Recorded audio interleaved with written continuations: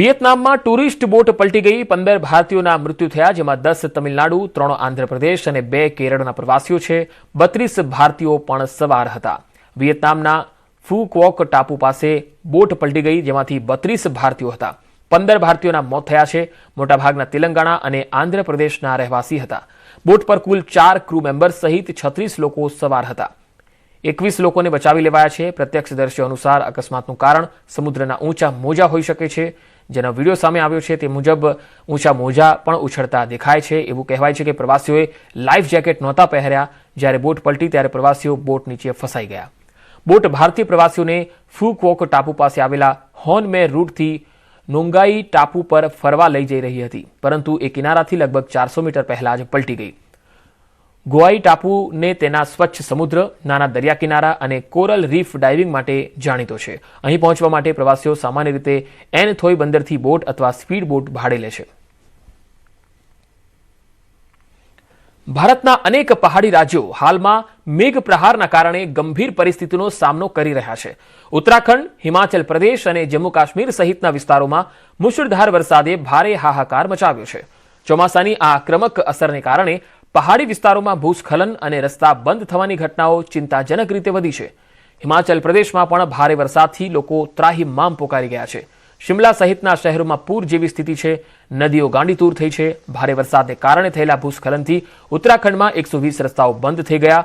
Yamunotri national હાઈવેનો એક ભાગ ધોવાઈ ગયો અને પછી લગભગ 100 યાત્રાળુઓને દોરડા વડે બહાર કાઢવામાં આવ્યા. બીજી તરફ બદ્રીનાથમાં ભારે વરસાદ બાદ અલકનંદા નદી ગાંડીતૂર બની.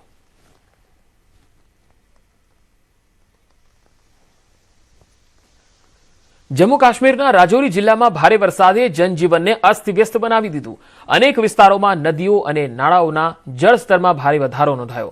રાજૌરીના બુથોરી ગામમાં આવેલું સ્મશાન ઘાટ સંપૂર્ણપણે પાણીમાં ડૂબી ગયું.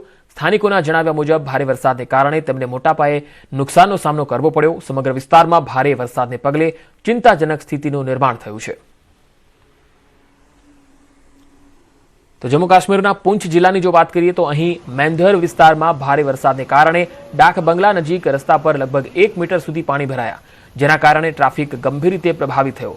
આ ઘટના એક દિવસ પહેલા આરી વિસ્તારમાં આવેલા અચાનક પૂર બાદ બની, જ્યાં 25 લોકોને સુરક્ષિત રીતે બચાવી લેવાયા. લગભગ 8 ઘરોને નુકસાન થયું અને એક રસ્તો 1 કલાક સુધી બંધ રહ્યો.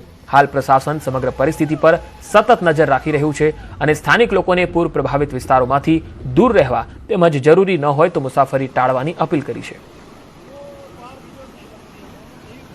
છત્તીસગઢના ધમતરી જિલ્લામાં આવેલો પ્રખ્યાત નરહરા વોટરફોલ ફરી એકવાર પ્રવાસીઓના સ્વાગત માટે તૈયાર છે. ગયા વરસાદી સિઝનમાં અંદાજે 2 લાખથી વધુ પ્રવાસીઓ અહીંયા પહોંચ્યા હતા. આ વર્ષે સારો વરસાદ થતાં આ સંખ્યા વધુ વધવાની છે, જેને ધ્યાનમાં રાખીને જિલ્લા પ્રશાસને સુરક્ષા સહિત તમામ જરૂરી તૈયારીઓ પૂરી કરી છે. પહોંચ માર્ગ, વ્યૂ પોઈન્ટ, માહિતી બોર્ડ અને પાર્કિંગ વ્યવસ્થાને સુધારી છે. સાથે જ સુરક્ષાના ભાગરૂપે ગોતાખોરો અને નગર સૈનિકોને પણ તૈનાત કરાયા છે, જેથી કોઈપણ આપાતકાલીન પરિસ્થિતિમાં તરત મદદ મળે.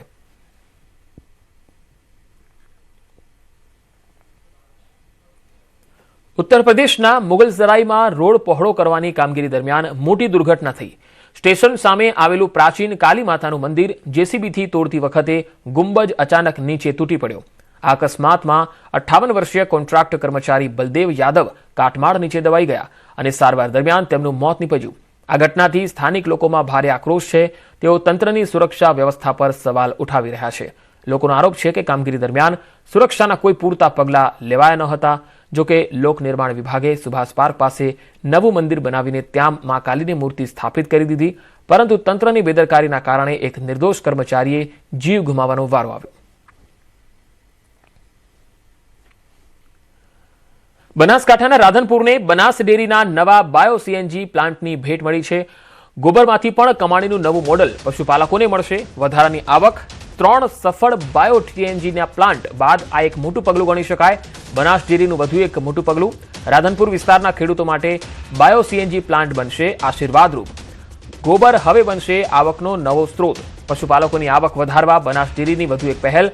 ચેરમેન શંકર ચૌધરીની ખેડૂતોને મોટી ભેટ. કૃષિ અને સહકારિતા મંત્રી જીતુ વાઘાણીની ઉપસ્થિતિમાં મહત્વપૂર્ણ જાહેરાત.